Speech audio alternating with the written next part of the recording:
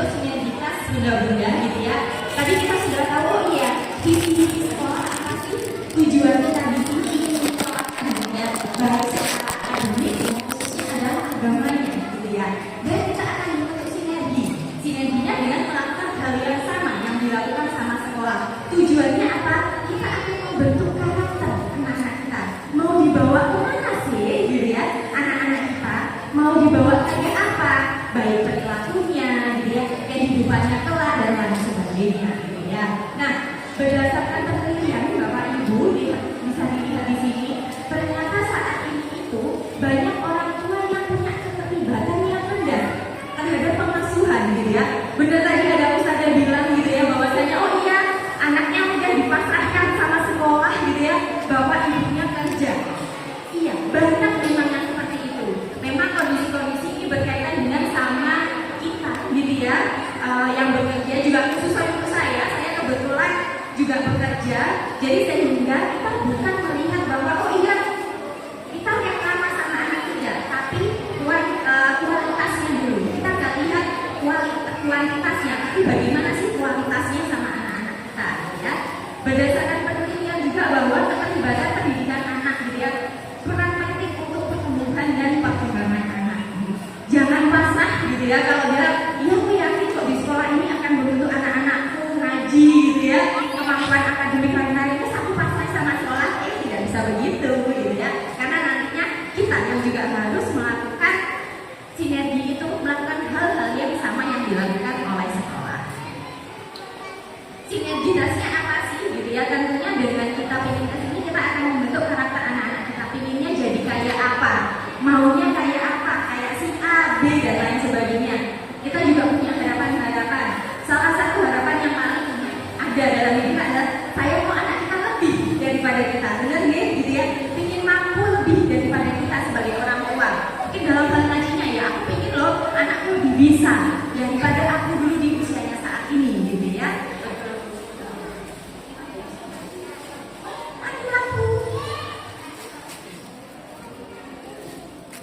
Kolaborasi gitu ya, sebuah kerjasama gitu ya, hingga sebuah keterlibatan yang sama. Kerjasamanya apa? Tadi sudah disampaikan bahwa oh iya, ternyata anak-anak punya jadwal rutinitas harian. Apa yang kita lakukan di rumah kira-kira? Kita juga harus punya jadwal harian yang sama seperti yang dilakukan anak-anak. Jangan ketika oh iya dia udah pulang, ya udahlah, sampai pasti anak sekolah ya udah di rumah, ya udah main handphone gitu ya. Apakah sama keterlibatan yang dilakukan? Itu tidak sama. Jadi kita harus juga punya hal-hal yang sama, jadwal-jadwal terstruktur, rutinitas yang sama. Dia bilang ngapain kita juga harus punya jadwal lalu sudah di sekolah. Kita ngajarin dia. Jadwal-jadwal yang sudah kita berikan kan jam makan, jam tidur gitu ya, jamnya mandi, jamnya ngaji. Nah itu juga harus kita keluarkan ke anak, sampaikan. Sekarang ada jam-jam tertentu. Jam-jam apa? Mungkin jam-jam belajar, tadi jam-jam untuk membaca buku dan lain sebagainya. Ada keterlibatan di situ. Kenapa sinergi ini penting? Akan membentuk karakter anak-anak itu tadi gitu ya. Jadi bagaimana akhlaknya, bagaimana sikapnya gitu ya. Alhamdulillah sudah nyala ya Us.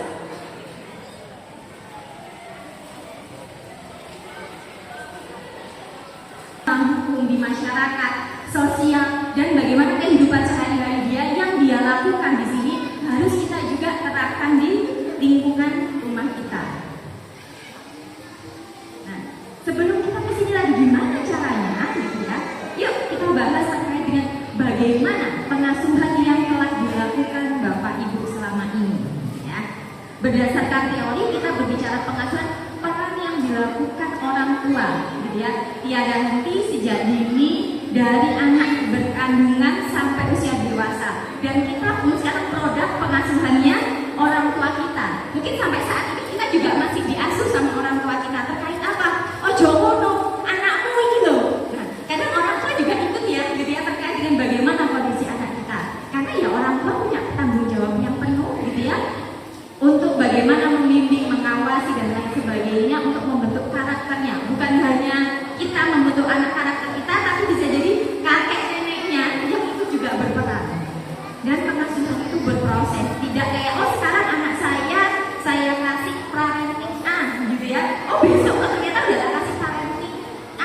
berbeda lagi, besok nggak bisa. Nah, karena itu berproses. Ya, tiap hari kita juga akan berproses, usia kita juga akan bertambah, sehingga kita juga harus bisa berproses bagaimana pengasuhan yang kita berikan kepada anak-anak kita.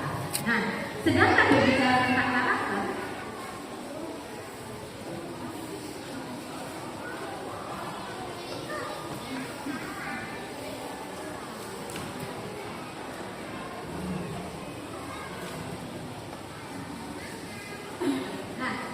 kita di sini tadi juga selain kita punya pengasuhan, tiap-tiap orang tua pasti punya cara yang sama bagaimana pengasuhan sama anak-anaknya, gitu ya. Saya boleh tanya lagi, gitu ya, bagaimana sih pengasuhan yang diberikan orang tua atau bunda-bunda di sini terhadap anak-anda? Ada yang kreatif, gitu ya, ada yang dimanja, ada yang disiplin, gitu ya, ada yang oh ya sudah terserah, itu ada banyak, gitu ya. Dan kita juga tidak bisa menyalahkan, oh iya cocoknya apa, tidak bisa disamakan tiap-tiap orang tua pengasuhannya seperti apa. Kembali lagi, apa yang kita harapkan, visi misi kita masing-masing, ya, terkait dengan pengasuhan yang kita berikan kepada anak-anda. Di sini kita akan bersama-sama belajar tentang karakter. Ketika kita akan membentuk sinergi, kita akan membentuk anak-anak kita mau karakter kayak apa sih, mau sikap kayak apa sih, kepribadian kayak apa sih, yang mana, gitu ya, perilaku ini, gitu ya, kebiasaan yang kita tanamkan pada anak-anak ini akan mempengaruhinya dia ketika dewasa kelak, gitu ya. Jadi dia akan menetap menjadi bagian perilaku sehari-hari, gitu ya. Dan karakter ini dipengaruhi bagaimana pengasuhan yang diberikan orang tuanya, bagaimana juga anak-anak, gitu ya, meniru, mengidentifikasi apa yang dia lihat. Oh, dia lihat kalau di sekolah ternyata harus sholat 5 waktu, gitu ya. Oh iya, ternyata di rumah orang tuanya nggak ngajakin dia sholat. Sama aja enggak? Ya, gitu ya. Jadi yuk, apa yang dilakukan di sekolah, gitu ya, kita pilih karakter seperti apa, maka kita lakukan bersama-sama. Jadwal rutinnya, jadwal hariannya, tugas dan tanggung jawabnya juga. Ada 8 karakter bunda-bunda dan ayah yang harus dimiliki. Kita tahu saat ini kita dihadapkan sama dunia media sosial yang Masya Allah ya, gitu ya. Nggak bisa berkata-kata kalau kita berbicara media sosial dengan gadget, gitu ya. Apalagi yang ada di luar sana. Kita ingin anak-anak kita punya karakter ya yang sesuai sama kita, gitu ya. Yang karakter yang baik-baik, tentunya dengan menyekolahkan salah satunya di LHK ini. Ada 8 karakter yang perlu dimiliki untuk anak, membantu mereka menghadapi tantangan dalam kehidupan sehari-harinya, gitu ya, yang dapat meningkatkan kesejahteraan diri dan menjadikan anak cerdas berkarakter. Apa aja, gitu ya? Kita lihat bareng-bareng di sini. Ada empati. Apakah kita sudah menunjukkan rasa empati sama anak-anak kita? Ketika dia nangis, ketika dia marah, kita bagaimana? Apakah kita menyuruh anak-anak kita, udahlah nggak usah nangis, udahlah diem aja? Itu salah satu empati yang kita berikan. Ketika kita memberikan itu kepada anak-anak kita, ya empatinya juga tidak akan berjalan dengan baik. Lalu ada yang namanya rasa ingin tahu. Ketika anak-anak kita tanya, gitu ya, ngerasa gak semakin kesini karena usia anak kita bertambah, tanya aja, cerewet aja, sampai saya ini capek loh dengerin kamu tanya apa aja sih, gitu ya. Yang itu proses perkembangannya, dia ada di tahap itu. Ada kondisi di mana bunda jangan tanya cerewet tuh, bunda capek dengerinnya.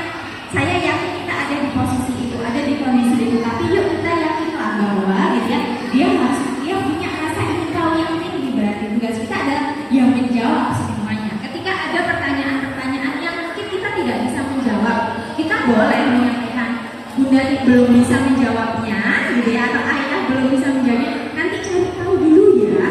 Itu boleh. Jangan malah kita memberikan jawaban-jawaban yang tidak sesuai nalar atau jawaban-jawaban yang asal, gitu ya. Karena kalau kita emosi, terus nggak perlu tahu atau apapun itu, gitu ya. Ada kata-kata yang tidak sesuai. Lanjut.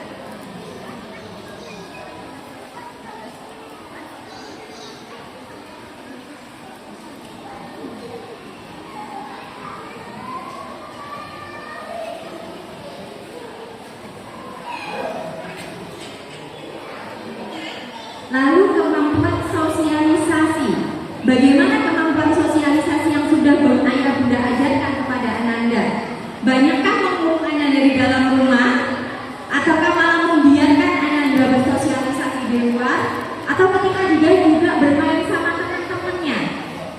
Ketika dia nangis, dia marah, apakah kita banyak mengurungnya atau malah udah loh, gak usah didengerin teman-temannya? Nah, ini kan ngajari dia bagaimana kemampuan sosialisasi yang kita berikan kepada anak yang kita ajarkan, gitu ya. Oh iya, ketika kamu diganggu sama temanmu, 1 kali jangan langsung melawan, 1 kali dibilangin, 2 kali boleh teriak, gitu ya, 3 kali kamu boleh melawan. Itu proses yang kita ajarkan kepada anak. Jangan langsung, oh kalau kamu diganggu temanmu, kamu dipukul, kamu pukul balik. Nah, ya, jadi ada proses-proses yang kita ajarkan. Proses juga terkait dengan ketangguhan dia, bagaimana dia mempelajari hal-hal di sekitarnya. Nah, sepeda jatuh, gitu ya, apa kata-kata yang kita sampaikan? Kesadaran diri, gitu ya. Lalu juga ada kreativitas, kemampuan melihat kapasitas diri dan integritas. Karakter ini, gitu ya, terkait dengan bagaimana pengasuhan yang kita terapkan kepada anak-anak kita. Apakah yakin anak-anak kita sudah punya ini semua, gitu ya? Kalau bilang saya nggak yakin, saya belum yakin anak saya punya rasa ketangguhan, gitu ya. Yuk, anak-anak kita masih berproses. Kita pun sebagai orang tua juga masih berproses bagaimana memberikan pengajaran yang tepat kepada anak kita, sehingga tidak apa-apa salah sekarang atau tidak apa-apa, gitu ya, ada yang salah hari ini, tapi besok kita memberikan atau mencari hal-hal yang membenahi untuk kesalahan sebelumnya. Di sini, gitu ya, bukan rahasia lagi bahwa cara orang tua berinteraksi dengan anak-anak akan mempengaruhi bagaimana kesejahteraan anak, tidak peduli gaya atau pengalaman pengasuhan seperti apa, gitu ya. Karena semua orang tua menginginkan yang terbaik untuk anak mereka. Pertanyaannya, apakah cara yang kita lakukan sudah terbaik untuk anak-anak kita? Kita lakukan. Nanti kita akan belajar bareng lagi. Nah, berbicara tentang pengasuhan positif, gitu ya, bagaimana hubungan antara orang tua dan anak, mencakup pengasuhan, pengajaran, kepemimpinan, komunikasi, gitu ya, dan penyediaan kebutuhan secara konsisten tanpa syarat. Kadang kita kalau ngomong ke anak, ya udah kakak melakukan ini dulu baru nanti bunda berikan mainan. Banyak ya yang kayak gitu, gitu ya.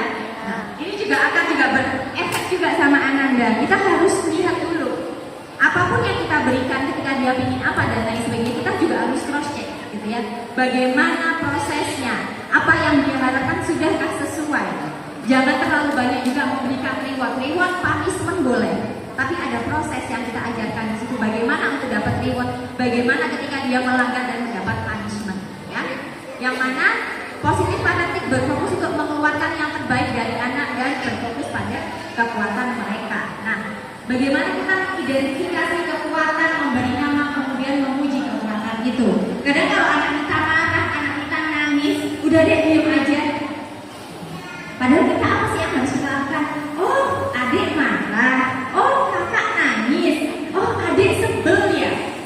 Itu boleh loh kita sampaikan kepada anak-anak kita. Kita nge-label setiap apa yang dia rasakan, memberi nama apa yang dia keluhkan. Tiba-tiba dia di pojokan, oh itu namanya bete, gitu ya. Oh marah, kenapa marah, dan lain sebagainya. Memberi nama setiap, gitu ya, apapun yang terjadi dalam dirinya. Lalu dilanjutkan ketika dia memuji, oh iya, nggak apa-apa kok marah. Diluangkan aja amarahnya. Bunda kasih waktu ya 5 menit. Setelah itu marahnya harus sudah selesai. Jangan malah ketika Ananda marah, Ananda misalnya meluapkan emosi-emosi, kadang secara tidak langsung kan kita men-stop ya, gitu ya. Kita kebiasaan dari kecil, gitu ya, ketika ada hal-hal seperti kita men-stop itu. Nah, lanjut, positif parenting dapat dilakukan dengan banyak cara, gitu. Bagaimana membangun hubungan, bagaimana membangun komunikasi yang sehat. Pertanyaannya, apakah komunikasi kita ke anak-anak kita sudah sehat? Kalau anak kita rewel, kita marah-marah dan lain sebagainya. Boleh kok bunda ayah kalau kita marah, kita sebel dan lain sebagainya. Tapi PR-nya adalah, gitu ya, selanjutnya apa? Kita punya emosi, anak-anak kita punya emosi. Biasanya kalau saya menjelaskan bahwasanya kita boleh marah sama anak, anak juga boleh marah sama kita. Tapi ketika di jam tidur, gitu ya, jangan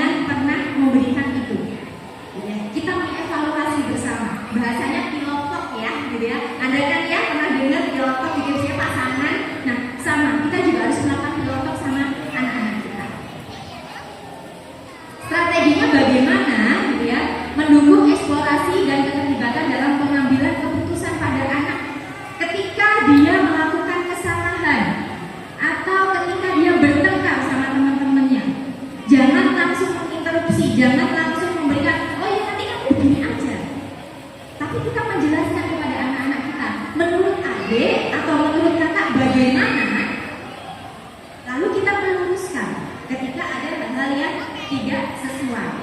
Ya. Jangan lupa juga dijelaskan bagaimana konsekuensinya. Ya, ketika dia, oh temanku marah, gitu ya sama aku tadi dipukul, aku nangis. Ada secara tidak langsung apa yang kita lakukan? Apa bunda? Atau ayahnya ketika ada anaknya cowok-cowok yang dipukul sama temennya, apa biasanya bapak balas aja deh, gitu. Ada nggak yang gitu masih? Ada yang senyum-senyum bapaknya, berarti masih begitu nih, gitu ya. Balas aja. Jangan lupakan tapi konsekuensinya apa? Kenapa sih kita harus membalas? Boleh balas, tapi ada step-stepnya tadi yang saya jelaskan 1, 2, 3, gitu ya. Memperhatikan dan menanggapi kebutuhan anak, menggunakan komunikasi yang efektif, gitu ya. Bagaimanapun kadang secara tidak langsung komunikasi itu adalah PR yang sangat penting untuk kita, untuk pasangan dan untuk anak-anak kita. Jadi yuk usahakan bagaimana mengkomunikasikan apapun semuanya. Tadi di sekolah ngapain, gitu ya. Ada hal yang ingin, kadang kalau kita tanya tadi ngapain, kadang anak-anak duh kok kita kok sih, gitu ya. Tanya aja bunda ini ribet, gitu ya. Jangan lupa satu, kita juga menceritakan ayah bunda apa yang kita lakukan sehari-hari. Ketika dia bilang tadi adik ada hal yang menyenangkan dan tidak menyenangkan nggak ya di sekolah, nanti dia beda, bunda mau cerita tadi bunda ke pasar, di pasar bunda lihat ikan dan lain sebagainya. Itu bagaimana kita mengkomunikasikan. Jangan nyuruh anak kita atau kita yang minta dia menceritakan, tapi kita nggak mau nih menceritakan keseharian kita seperti apa. Jadi kita dulu yang tanya, kita dulu yang cerita. Dek, jadi saya kak tadi bunda kerja capek di kantor, banyak pasien, tadi ada anak marah-marah di kantor, bunda emosi. Saya biasanya itu ketika jam 4 sore gitu ya, di dalam mobil sama anak saya habis jemput dari penitipan. Tadi kakak ngapain di sekolah? Tadi di daycare bagaimana? Saya juga cerita. Ya di awal kadang awal-awal ya pasti dia enggan menceritakan. Ketika dia enggan menceritakan, kita berkomunikasi, kita kasih 2 pertanyaan. Iya atau tidak? Tadi kan temennya tadi ada ini sama ini gitu ya. Tadi banyak main sama siapa? Tadi Ustazah Salsa atau Ustazah Reli yang nemenin kakak di depan gitu, yang saling sama kakak. Pertanyaan-pertanyaan 2 ini. Iya dan tidak. Kan memang dia susah untuk berkomunikasi secara efektif. Dan jangan lupa kita juga menceritakan apa yang terjadi dalam kita dalam satu hari itu.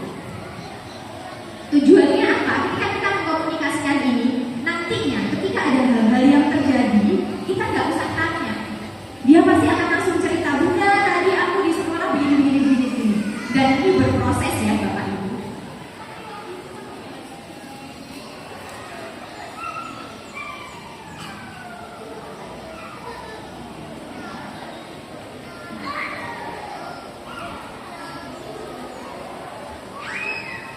Lalu menghadirkan ekspresi dan kontrol emosi bunda ayah gitu ya.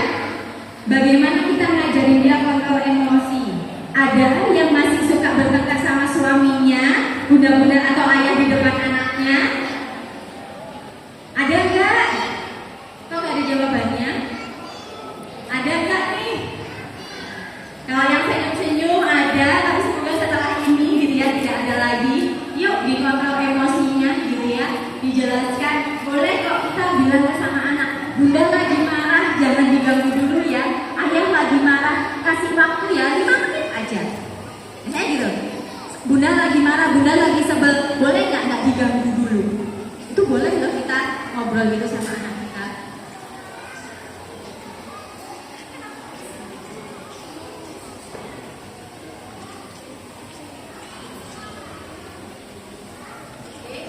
Memberikan aturan dan menghargai dan mendorong perilaku positif, memberikan aturan dan harapan yang jelas. Sampaikan apa sih yang kita harapkan sama dia, tapi jangan pernah lupa dia pingin apa dari kita sebagai orang tua, gitu ya. Menurut kakak, bunda ini harus bagaimana? Jangan bilang, bu anakku masih umur 3, gitu ya. Hei, mereka bisa loh kita ajak komunikasi 2 arah pelan-pelan tapi memang ya, gitu ya. Ada proses yang kita ajarkan di situ. Lalu memberikan penguasaan, pemantauan yang memadai, bertindak sebagai panutan yang positif dan menjadikan pengalaman sebagai prioritas. Kita ketika dia bertengkar sama temannya, kita menjelaskan, bunda dulu kalau bertengkar sama teman biasanya begini gitu ya. Boleh kok, boleh nggak melawan? Boleh gitu ya. Kita nggak boleh ngajarin dia, nggak boleh deh gitu ya. Melawan ketika sudah berkali-kali gitu ya. 1, 2, 3, ketika adik sudah 3 kali dipukul gitu ya, kita ngajarin itu ke anak-anak kita. Pengasuhan acap kali menjadi tanggung jawab besar ibu, benar nggak? Benar nggak? Bukan tanggung jawab ayah? Saya biasanya senang banget, biasanya jarang banget, tapi saya terima kasih sama sekolah ya Ustazah. Jujur jarang banget ada bapak-bapak yang mau hadir biasanya gitu ya. Tapi pada kesempatan ini alhamdulillah banyak bapak-bapak dan banyak suami dari kita semua di sini hadir untuk ikut juga kita belajar bareng di sini. Karena memang pengasuhan dalam mendidik anak di rumah itu dianggap sebagai tanggung jawab besar bagi ibu, acap kalinya gitu ya. Padahal ayah juga menjadi fondasi yang penting. Ayah juga punya peran yang penting untuk dalam proses pengasuhan anak-anak kita. Ayah sama pentingnya dengan ibu gitu ya, terutama dalam proses perkembangan pendidikan dan karakter. Tanggung jawab gitu ya, tidak hanya untuk bekerja sekedar menafkahi gitu ya, tapi ada peran menjadi sumbangsi dalam pembentukan karakter itu tadi. Jadi kita harus sama, kita harus balance. Ada nggak yang masih ketika ayah bunda marah sama adik, sama ayah dibela? Ada yang masih gitu nggak ya? Ada macam-macam ibunya di situ. Iya, biasanya kadang kita prosesnya di situ. Ketika sama bunda boleh beli es krim, ternyata keluar nih udah marah sama ayahnya. Bunda kasihan, nggak apa-apa. Jadi bapak-bapak kan lebih longgar ya akan hal itu. Bukan hanya dari ibu saja ataupun dari ayah saja. Meskipun gitu ya, berdasarkan banyak ibunya, yo anak banyak ibunya di rumah gitu ya, sama ibu dibanding ayah karena sibuk bekerja. Padahal sekarang juga banyak tuh ibu-ibu yang juga bekerja, yang punya waktu mungkin juga sama dengan ayah karena sama-sama bekerja gitu ya. Jadi yang harus ditekankan adalah di sini pola asuhnya gitu ya, yang sama. Karena ketika kita punya pola asuh yang sama gitu ya, oh ayahnya bilang A, ibunya bilang B. Kadang ayahnya marah, ibunya marah, nggak boleh, ternyata sama ayahnya dilonggarkan. Efeknya apa? Anak kita bisa jadi bingung gitu ya. Kok sama ayah boleh, kok sama bunda nggak boleh? Ya udah aku sama ayah aja deh gitu ya. Ada beberapa kondisi-kondisi seperti itu gitu ya. Sehingga ketika pola asuhnya harus sama nih. Tujuannya apa? Untuk membantu menumbuhkan kepedulian, kejujuran, kemandirian dan keceriaan gitu ya.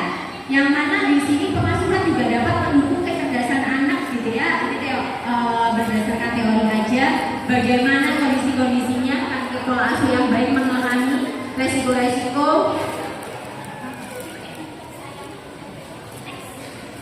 seberapa sering mereka berinteraksi, tapi seberapa besar kualitas interaksi anak-anak tersebut. Biasanya memang ketika kita berbicara bahwa oh ayah itu banyak bekerja gitu ya, sehingga dia banyak menghabiskan waktu di luar rumah, datang sudah malam, sudah capek. Atau mungkin yang tadi kata ibu, oh bapak ibunya saling kerja, mungkin yang shift-shiftan gitu ya, suaminya jam berapa, istrinya jam berapa gitu ya, akhirnya tidak ada proses pengasuhan di situ. Yang kita cari di sini bukan seberapa banyak kita beraktivitas sama anak-anak kita, bunda ayah, tapi bagaimana kualitasnya. Meskipun itu cuma 5 menit, meskipun itu cuma 10 menit, tapi kita fokus sama anak-anak kita, taruh gadget kita gitu ya, misalnya kalian taruh hal-hal yang ada di kantor dan lain sebagainya, fokus sama anak kita gitu ya, bagaimana prosesnya. Karena ketika dia punya interaksi yang baik, dia akan bisa juga meregulasi emosi dibandingkan anak-anak yang punya kualitas yang tidak banyak gitu ya terhadap kondisi ayahnya. Bukan seberapa kuantitas atau oh saya sudah nemenin anak saya ibu 1 hari 2 jam, tapi bapaknya ngapain ya sama main HP, nggak ada efeknya gitu ya. Tapi ketika kita fokus sama anak kita, memberikan pengasuhan, memberikan main yang benar gitu ya, main bareng tanpa ada distraksi apapun, tanpa ada TV mungkin yang disetel gitu ya, kita main berdua, main puzzle, mewarnai bareng dan lain sebagainya. Kita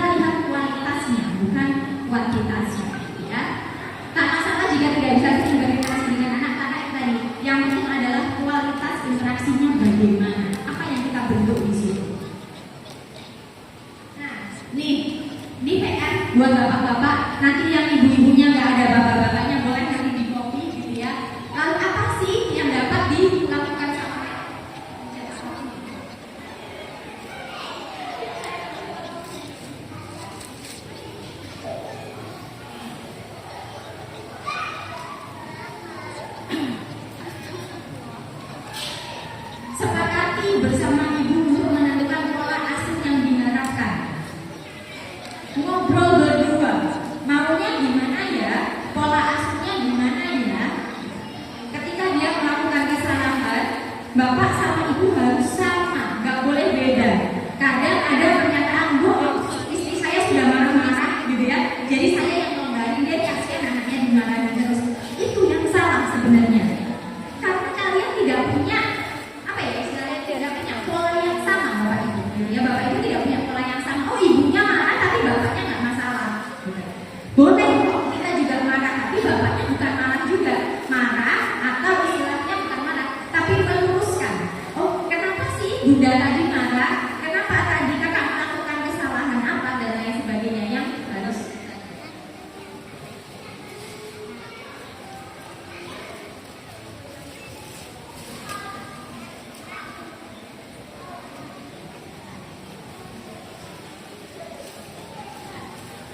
Nih, gitu ya.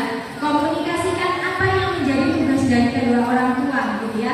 Bagaimana membentuk peran yang imbang antara ayah dan ibu, gitu ya. Menurunkan gengsi ibu seorang ayah. Ngerasa gengsi nggak ya bapak-bapak yang ada di sini biasanya? Oh, kalau anak aku mandiin, oh kalau anak aku pakein baju. Ada yang masih gengsi? Semoga tidak ya, gitu ya. Kadang kita tidak dapat dikonfirmasi yang merasa enggan langsung terbuka sama anak, gitu ya. Merasa bahwa oh ibu yang lebih dominan ngurus anak, gitu ya. Padahal sejatinya ini adalah urusan pengasuhan bersama. Konsisten berkelanjutan, gitu ya. Meskipun terkesan sangat menantang, upaya dan sekedar kuantitas, gitu ya. Kadang memang kita tidak selalu hadir sama anak, ada banyak faktor kerjaan dan lain sebagainya. Tapi itu bisa dijelaskan kepada anak kita bagaimana sih kita pekerjaannya, kenapa kita juga punya banyak waktu mungkin sebentar di rumah sama anak, sampaikan karena PR-nya adalah satu komunikasi, ya. Lanjut, yuk kembali pada diri kita bapak ibu. Sejatinya kita orang dewasa, kita tidak mahir loh dalam banyak hal.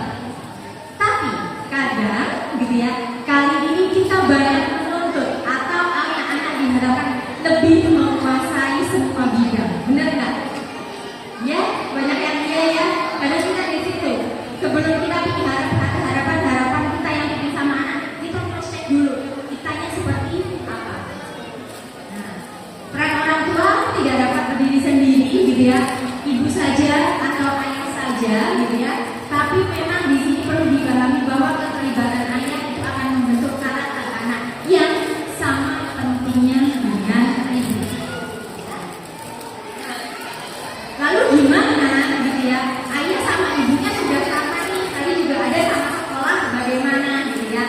Sekali lagi kita juga harus ada sinergi terhadap aturan-aturan yang ada di sekolah, gitu ya. Karena tadi PR-nya adalah sinergi, gitu ya. Saya lihat gimana sih bu caranya biar orang tua sama sekolah, gitu. Saya kemarin diajarkan gitu terkait dengan bagaimana aturan-aturan yang ada terkait dengan, gitu ya, lingkungannya, gitu ya.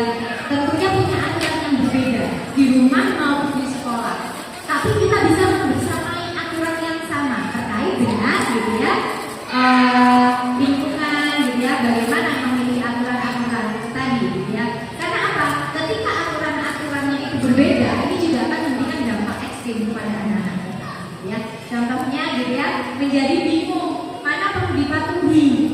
Oh, di sekolah aku nggak boleh, tapi kok di rumah aku boleh. Ya, biasanya kalau ini terjadi sama di sini anak-anak perempuan gak sih, terus oh bisa harus di sini diajarin kan kita pakai jilbab ya, gitu ya. Tapi kadang di luar kita juga masih tidak tidak memberikan jilbab sama anak-anak kita, gitu ya. Itu biasanya ada PR di situ. Dan tugas kita adalah meluruskan itu atau menjelaskan sama anak-anak kita. Kenapa sih ada kan orang tua yang masih nggak apa-apa kok nak, kamu nggak boleh pakai jilbab dulu, gitu ya. Itu boleh kita jelaskan kenapa demikian. Atau kita juga harus kenapa kok kita harus pakai jilbab, gitu ya. Kenapa harus di sekolah seperti pakaiannya seperti ini. Itu yang juga harus kita jelaskan. Karena kita harus bersinergi sama aturan-aturan yang ada di sekolah.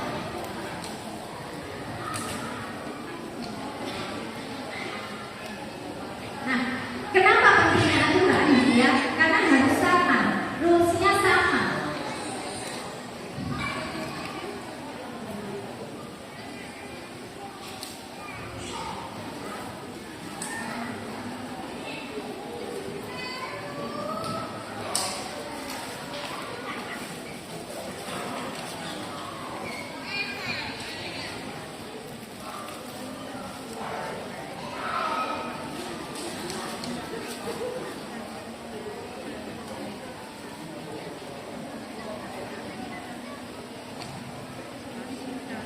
Dengan adanya aturan, seorang dapat mengetahui apa yang dihadapkan oleh lingkungannya, mengarahkan perilaku-perilaku yang baik gitu ya, dan mencegah perilaku-perilaku negatif. Di sekolah, aturan diletakkan dengan mempertimbangkan seluruh siswa. Melalui aturan tersebut, sekolah menjamin keselamatan bukan hanya satu atau dua anak gitu ya. Dan aturan-aturan yang ada juga bertujuan untuk menciptakan peraturan. Contohnya, yang paling sering terjadi adalah handphone. Adakah di sini anaknya yang masih suka tantrum ketika tidak dikasih handphone? Enggak, alhamdulillah senang saya kalau ada yang enggak. Banyak yang enggaknya, gitu ya. Biasanya kondisi-kondisi ini, gitu ya, banyak ditemuin bapak ibu di meja praktek saya karena apa? Handphone. Ya. Oh, di sekolah dia sudah seharian belajar, di rumah aku sudah capek, aku maunya main handphone. Padahal di sekolah tidak nih, gitu ya. Itu yang harus dilakukan gitu ya. Kenapa gitu ya? Dan atau gimana pun saya nggak bisa nih gitu ya, aturan terkait handphone ini tadi gitu ya. Jangan nyuruh anak berhenti main handphone kalau ibu bapaknya juga masih main handphone gitu ya. Jangan nyuruh anak kita stop, nggak boleh nanti ternyata kondisinya orang tuanya juga masih sering. Kita boleh menjelaskan kepada anak kita jam-jam berapa sih dia boleh main handphone, atau tontonan-tontonan apa saja yang bisa dia tonton. Lanjut. Oke. Aturan sekolah untuk mewujudkan karakter terkait norma gitu ya, mengembangkan regulasi perilaku dan mengembangkan self disiplin gitu ya. Tentunya di sekolah akan diajarkan jam-jam dia ngaji, jam-jam dia belajar, bagaimana sholat dan lain sebagainya. Itu yang juga harus kita terapkan sama anak-anak kita. Mau karakter seperti apa sih anak-anak kita gitu ya? Tujuannya apa sih, visi misi kita apa sih gitu ya, Bapak Ibu gitu ya. Saya tahu kita capek nggak masuk anak? Capek nggak? Capek nggak Bu? Ternyata saya capek apa enggak? Nggak capek berarti ya. Saya sendiri yang capek nih. Capek ya gitu ya. Kalau secara fisik maupun secara mental saya yakin semua kita capek, kita ada porsinya masing-masing gitu ya. Ada kondisi-kondisi yang waduh gitu ya. Tapi ada beberapa hal yang harus kita sadari gitu ya. Belajar untuk tidak panik ketika sesuatu belum ideal. Anak nangis, anak marah gitu ya.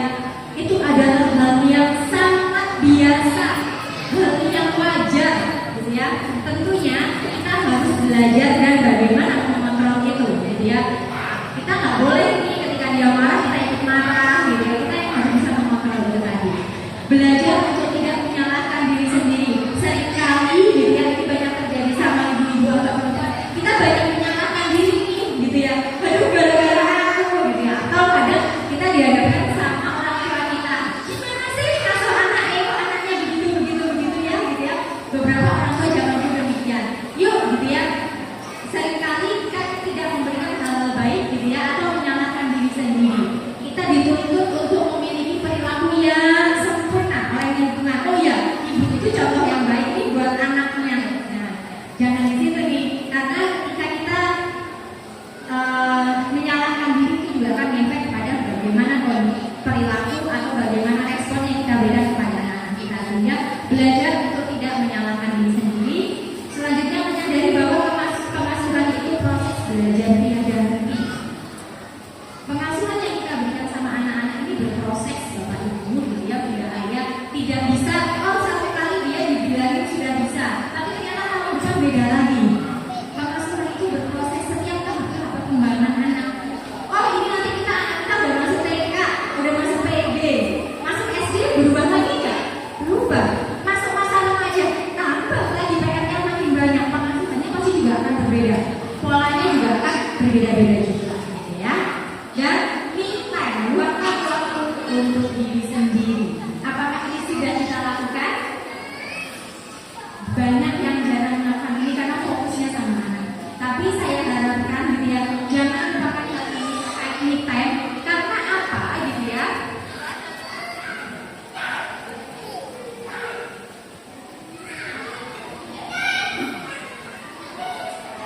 Karena apa gitu ya?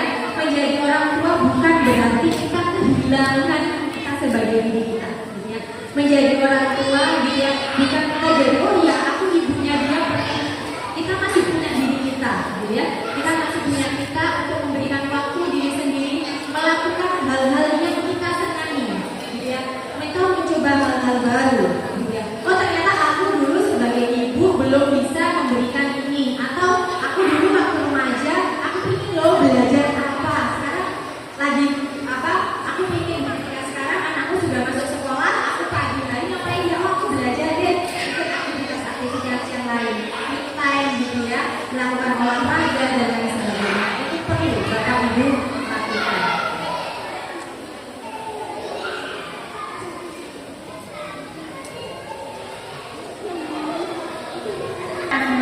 sinergis, jadi saya dapat baik sekolah, keluarga, dan bareng-bareng membentuk lingkungan anak-anak yang sesuai dengan visi misi kita sebagai orang tua.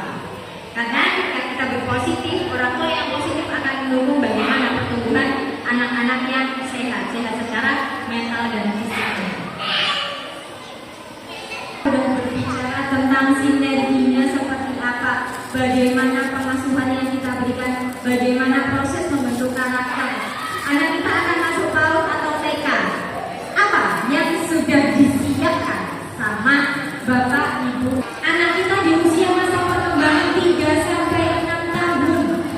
Adakah di sini terkait dengan baca tulis hitung? Tidak ada, gitu ya. Nanti itu yang kita tekankan di sini adalah bagaimana perkembangan sosial emosinya, pengenalan emosi, bagaimana belajar berbagi, bagaimana bergiliran, bagaimana interaksi bermain sama anak. Kognitifnya bukan baca tulis hitung, tapi bagaimana dia rasa ingin tahunya, bagaimana dia mengeksplor sekitarnya, gitu ya. Oh, mungkin kita bisa ngasih, oh ini 3, tapi bukan angkanya yang 3, tapi kita bisa, oh daun, ini daun jumlahnya 3, bukan ngajarin dia huruf 1, 2, 3, gitu ya. Bahasa, kosakata, tanya jawab, fisik dan motorik, kita ngajarin dulu nih, fokus kemampuan motoriknya, baik motorik kasar dan motorik halus, gitu ya. Jangan melompati kemampuannya. Ada namanya segitiga belajar, tapi tidak saya jelaskan di sini. Kemampuan dasar yang perlu kita ajarkan sama anak adalah kemampuan sensori motoriknya dulu. Baru nanti bertahap selanjutnya sampai dia fokus untuk kalisum. Ketika kemampuan fisik dan motoriknya, ya motorik kasar, motorik halus, sensorinya tidak dengan matang kita berikan, maka anak-anak kita juga tidak akan fokus. Ya. Ada yang di sini anaknya belum bisa sepeda roda 2? Ada. Nah, yuk gitu ya, fokusnya di situ dulu. Kenapa kok dia masih bisa naik sepeda? Ingatkah kita waktu zaman kita sekolah dasar, ketika kita duduk atau kita SMP, kita kalau duduk di kelas nggak bisa duduk tegak, gelendotan di meja gitu ya, delosor di meja. Tahu nggak apa penyebabnya? Ketika kemampuan motorik kita tidak matang, ternyata kita crosscheck ke belakang. Kita angkat kaki ini kuatnya berapa lama sih? Kita lompat-lompat kuatnya berapa lama sih? Gitu ya. Kita naik sepeda roda 2 bisa apa tidak? Itu efeknya bagaimana dia duduk anak, gitu ya. Fokusnya. Ketika kemampuan motorik kasarnya bisa kita sesuaikan, ya, dan motorik kasarnya sudah matang, maka untuk menuju kemampuan fokusnya akan lebih matang lagi. Jangan dilompati nih kemampuan-kemampuannya. Ya. Nah, tadi kemampuan akademiknya gimana? Nggak usah, jangan dulu. Anak kita masih TK loh, gitu ya. Boleh ngajarin, tapi harus secara konkret. Konkretnya adalah sambil saya di sekitar. Coba hitung mobil warna merah ada berapa, gitu ya. Bukan duduk anak di atas meja dikasih buku, dituliskan 1, 2, 3. No, itu yang kami larang di sini. Secara psikologis saya juga tidak efeknya akan lebih tinggi ke anak kita. Tuntutannya kasihan, dia akan lompat dari kemampuannya dia sekarang, ya. Oke. Apa yang harus disiapkan? Aku mau akademiknya akan berjalan. Ketika kemampuan dasarnya, kemampuan baik sosialnya tadi ya, ketika sosial emosionalnya, rasa ingin tahunya yang kita eksplorasi, akademiknya akan ikut berjalan. Ketika gitu ya, ini sudah matang dulu nih, gitu ya, kosakatanya, emosinya, keingintahuannya sama lingkungan sekitarnya dan lain sebagainya, ya. Apa persiapan yang perlu dilakukan orang tua, gitu ya, ketika anak kita memasuki playgroup atau TK? Yang pertama adalah kesiapan emosional anak. Latih dia untuk berpisah singkat dengan orang tua, bangun rutinitas harian yang stabil, gitu ya. Kadang secara tidak langsung, aduh anakku Senin di sini sampai Sabtu ya Ustazah ya, sekolah sampai Sabtu, hari Minggu, terus gak apa-apa aku bangkok sih, gitu ya. Boleh ya? Gimana? Ada yang masih begitu, gitu ya?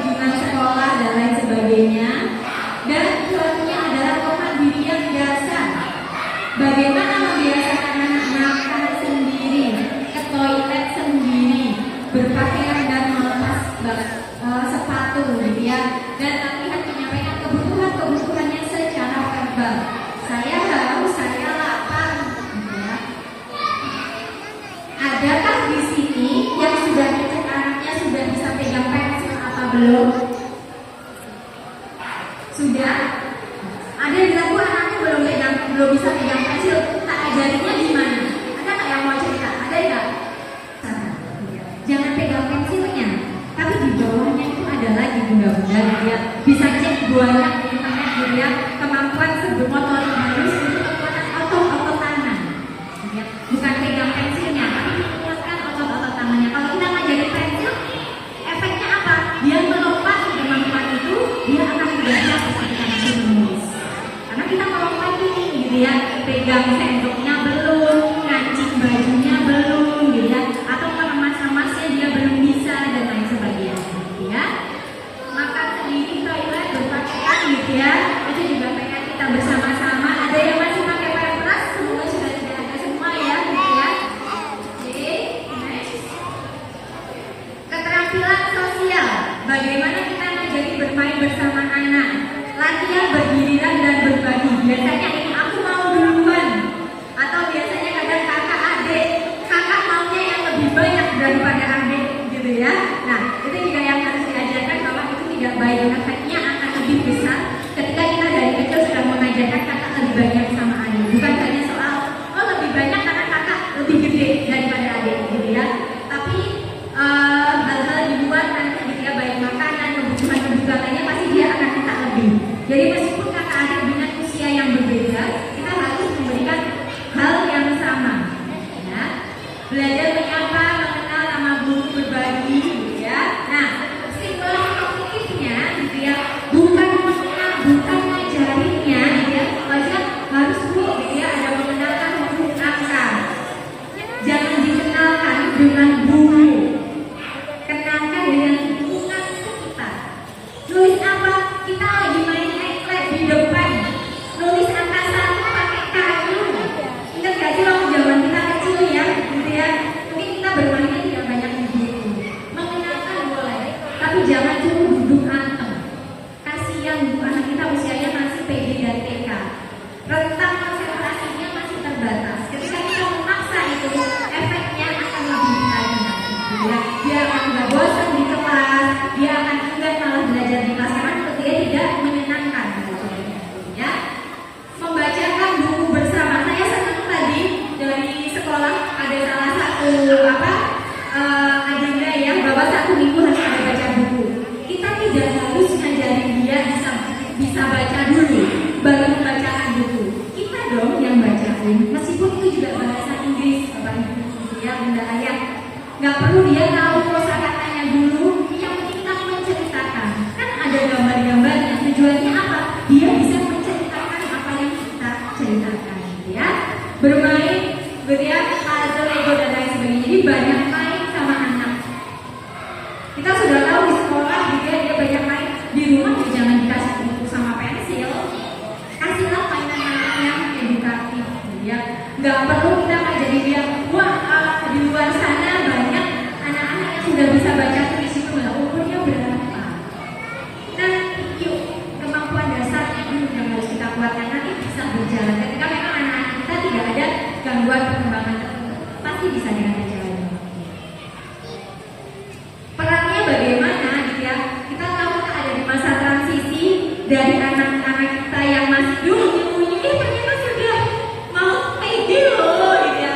Atau anak kita yang PD Allah udah mau TK, saya pun juga begitu. Kayaknya baru kemarin anak saya bayi, tahun ini anak saya juga masuk TKB, gitu ya. Kayaknya baru kemarin ya Bu ya, kita hamil, kita melahirkan, gitu ya. Yuk dampingi dan banyak memberi dukungan secara emosional. Kenapa dukungannya secara emosional? Karena gitu ya, anak-anak tidak butuh kita kayak tadi di sekolah belajar apa ABCD, tapi ditanya apa hal yang menyenangkan di sekolah, apa hal yang tidak menyenangkan di sekolah, gitu. Biar dia tahu bagaimana meregulasi emosinya, gitu ya. Dan dia tahu apa yang terjadi di sekolah dan konsekuensinya. Oh, ketika ada yang tidak menyenangkan, dia harus apa? Menjaga komunikasi positif peran dengan guru. Ini tentu yang harus kita lakukan, gitu ya. Tadi juga sudah ada buku penghubung yang diberikan. Menanggapi kecemasan anak secara tenang dan suportif. Biasanya kondisi-kondisi ini terjadi sama anak PD yang nggak mau ditinggal orang tuanya, gitu ya. Kalau di sini saya boleh izin Ibu tanya, kalau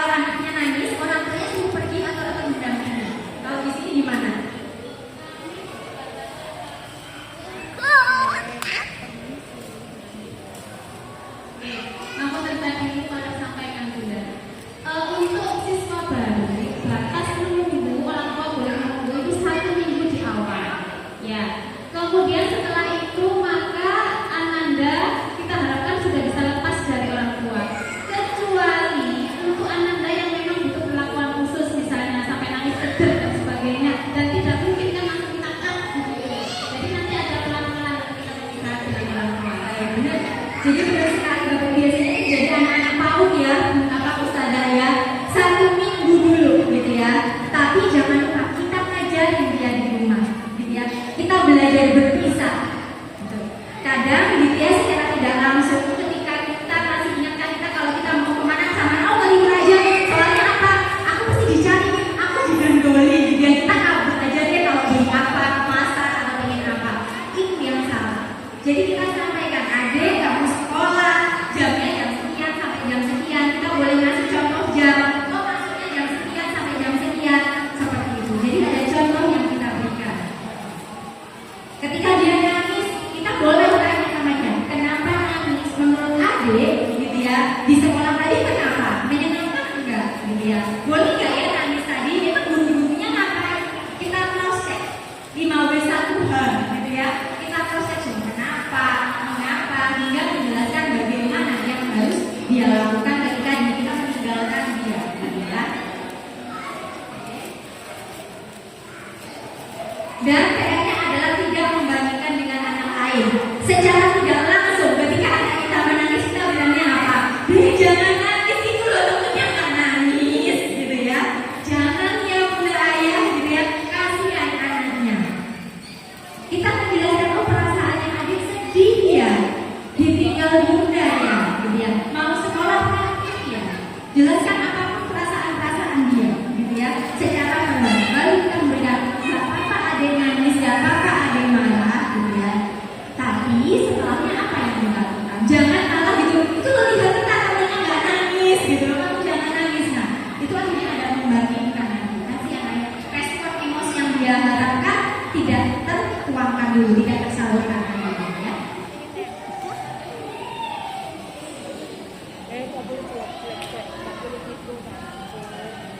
Selanjutnya.